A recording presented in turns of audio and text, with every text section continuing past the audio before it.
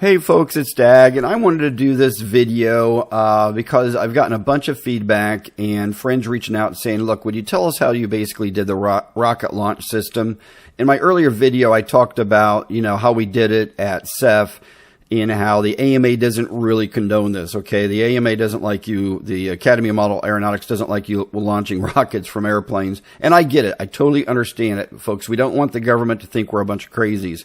But a couple of people pointed out to say, look, how did you really build this? So what I'm going to do is I'm going to talk a little bit more about it, folks, and I'm going to dive into the system that helped launch it, though you're going to have to figure out some of this on your own because I guess, folks, I just don't want to show every little thing on how to do this, okay?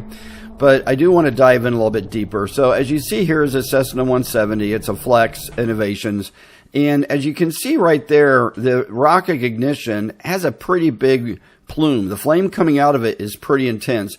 And I was always worried about it melting the pylon, which I'll talk about in a minute, the way it was designed. But I didn't have soot or anything on any of them after launching this. And it just worked perfect. So what I did was I went into Fusion 360, folks, and I created these two pylons. They're made out of ABS. And they have 440 screws that hold it onto the wing so that these don't have to be permanently on my wing. They're detachable. The basic design took me maybe an hour to do in Fusion 360. It's really a simple design.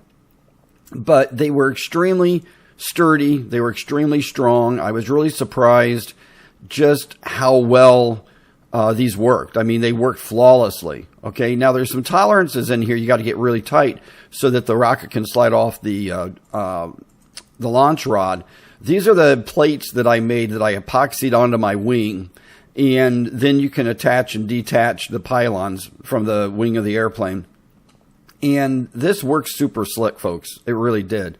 Now, one of the things, though, is that the launch rods are actually TIG welding rods I used because they're somewhat easy to cut. And they were sturdy enough. On the bottom, I did have some like anti-rotation devices so the rocket wouldn't rotate on the shaft, but I didn't need them. And these little pieces of ABS protrude into the wing, and that's because I threaded it for 440 screws to be able to attach the pylon. So, folks, these worked absolutely perfect. They are flawless, and they didn't melt. I thought they might melt. So when you detach them, basically they look like this. And if I ever want to do this again, I'll just screw them back onto the bottom of the wing and go launch some rockets. But folks, I really don't want to go against the AMA, so I doubt I'll be doing this anytime soon.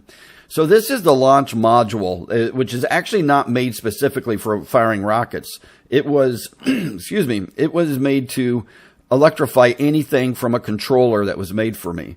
And I'm using MOSFETs here that I got on Amazon. And I use a 24-volt system. Originally, I started this, and I know this is kind of a weird shape, but it was to go in my rocket plane I'm designing. This is designed to light the 4 rocket motors that are going to be on the back of my rocket plane. Now, the AMA does not mind this because it's a radio control aircraft.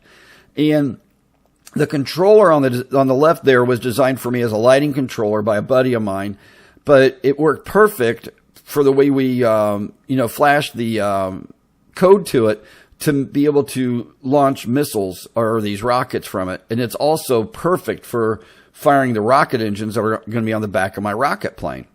So this is really kind of super simple here, folks, but the 24-volt system ensured that I had a really good light of the rocket engine. I used the Estes Bull Pups, but I did not put the front fins on because I was afraid of a stability issue firing it, from a model airplane. I threw them together, folks. I did not spend a whole bunch of time on these model rockets trying to make them, look absolutely perfect. Though on the airplane, it does look good. Now, this was my first little mock-up before I even knew what I was doing with the pylon and how it would attach to the wing. But I just 3D printed this out of ABS, and it got my mind going. This is what it looks like hanging from the wing. I did have to make sure I did not get into that servo for the the ailerons on the outboard part of the wing. And, and another thing is, folks, if you ever do something like this, you got to wax and polish the rod. the TIG wire rod so that it will slide off easy, because originally it was pretty hard to pull on and off, but I never had a problem firing the rockets.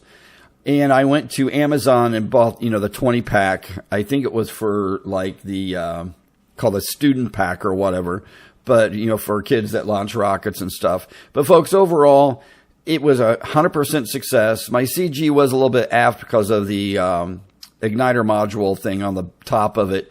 The Flex Cessna 170 didn't care, but I hope this kind of answers how I did this.